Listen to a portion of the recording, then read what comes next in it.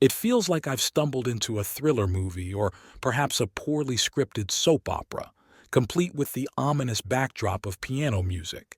And not just any piano music, precise piano notes that seem to underscore the dissonance in the air. The stage is set with my son's weekly piano lessons, a seemingly ordinary affair. However, the plot takes an unexpected turn when I discover that our piano teacher, let's call him Mr. Sonata, has become my wife's newfound confidant. They appear to be hitting the right notes together, if you catch my drift. After our son's lessons, I've noticed an unusual amount of time spent at Mr. Sonata's house. My wife insists it's because our son enjoys playing with Mr. Sonata's kids, a seemingly innocent explanation. Yet, this implies my wife and Mr. Sonata are alone in the house, especially when his wife conveniently happens to be at work. This scenario strikes a dissonant chord in my brain, not because I inherently distrust them, but because it's an unusual situation. The plot thickens when my son drops a comment that they relate because mom spent a lot of time in their bathroom. Now, for the record, my wife would sooner face a grizzly bear than engage in such personal matters at someone else's house. So, what could she be doing in there? Perhaps discussing the profound nature of life or the chaos of existence. Unlikely, but one can hope. In my attempt to play a bit of Sherlock, I decided to confront my wife about her extended bathroom sojourns. Instead of a clear response, I was met with noticeable tension.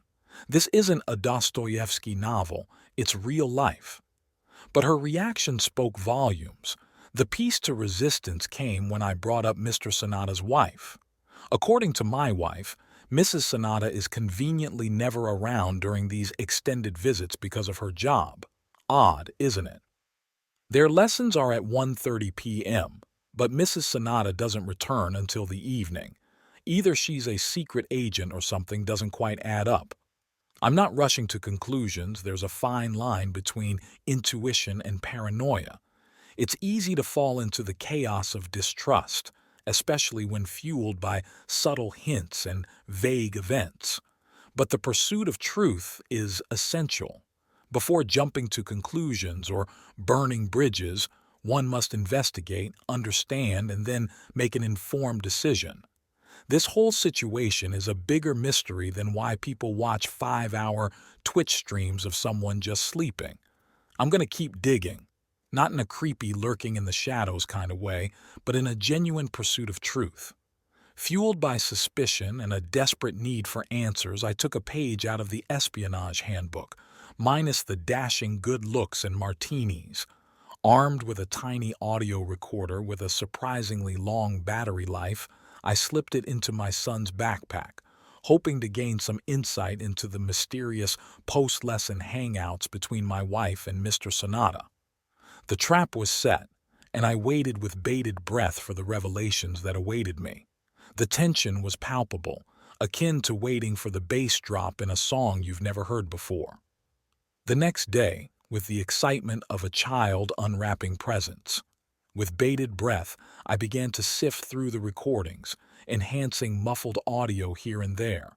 Laughter, chit-chat, and benign conversations initially filled the airwaves, nothing too concerning. However, midway through, an abrupt silence hung in the air, the ominous kind that felt like the quiet before a storm. I braced myself. Suddenly, the serene ambience was shattered by a cacophony on the piano. It was as if someone was pressing every key with immense force. Was it an avant-garde performance, or did someone trip? I could only speculate.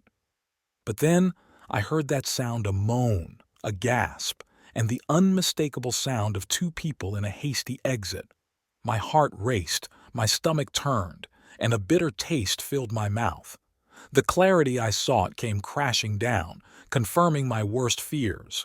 I'm not a man of blind rage, but the need for confrontation and, dare I say, revenge coursed through my veins. Revenge might be a dish best served cold, but I'm burning up. What's next? A confrontation, certainly, but after that, only time will tell. I shared the shocking revelation with Reddit, seeking advice from the online community. Responses were divided. Some urged caution, emphasizing the potential for misunderstanding, while others advocated for swift action, convinced that the evidence was clear as day. Unable to ignore the weight of betrayal, I decided to validate the authenticity of the evidence. However, I wanted to do it in a way that would also exact some much-deserved revenge. So, I bottled up my fury and waited an entire week until the day of my son's next piano lesson, the day of reckoning. The target was Mrs. Sonata, the piano teacher's wife. Driven by emotion, I left work in a flurry and marched into her office at the school district. Confusion and hostility met me as she looked me up and down, perhaps sizing up my intentions. Tentatively, I broached the topic of our spouse's secret meetings. At first, she seemed in denial, with emotions ranging from disbelief to sadness. I persisted, urging her to hear the recording, promising clarity. After a tearful listen, the sorrow swiftly transformed into a fierce rage. It seemed we had unwittingly formed an alliance in heartbreak and anger. The next moments were a blur. We found ourselves driving to her house, intending to confront our cheating spouses. The house greeted us with eerie silence, broken only by the innocent laughter of kids playing outside. As we ventured further into the house, unmistakable sounds reached our ears, sounds that shattered any lingering hopes of innocence. Bursting into the master bedroom, the scene before us was one of sheer guilt. There they were, our spouses, naked, startled, and scrambling for cover. A maelstrom of emotion swirled inside me, with anger being the most dominant. The room exploded in chaos, Mrs. Sonata hurling objects at her husband while I unleashed a torrent of words on my wife. In a fit of misplaced anger, the piano teacher threw something, accidentally hitting me. Red with rage, I couldn't restrain myself. I unleashed a flurry of blows onto him, ensuring he felt every ounce of pain I did. Somehow, I managed to keep the shots to his body, thinking of the children and how they didn't need to see their father with a messed-up face. His trauma, hidden mainly in his ribcage. Amidst the chaos, I took a moment to capture a few pictures of potential evidence for future battles. Taking control, I ordered my wife to dress and get her ass home.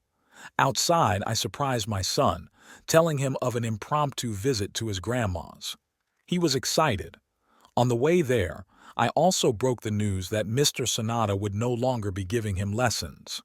He was sad for a moment because he truly loved playing with their children, but that sadness washed away quickly with a slice of Grandma's fresh-baked apple pie. Returning home, the atmosphere was tense. My wife's pleas echoed through the house, but they fell on deaf ears.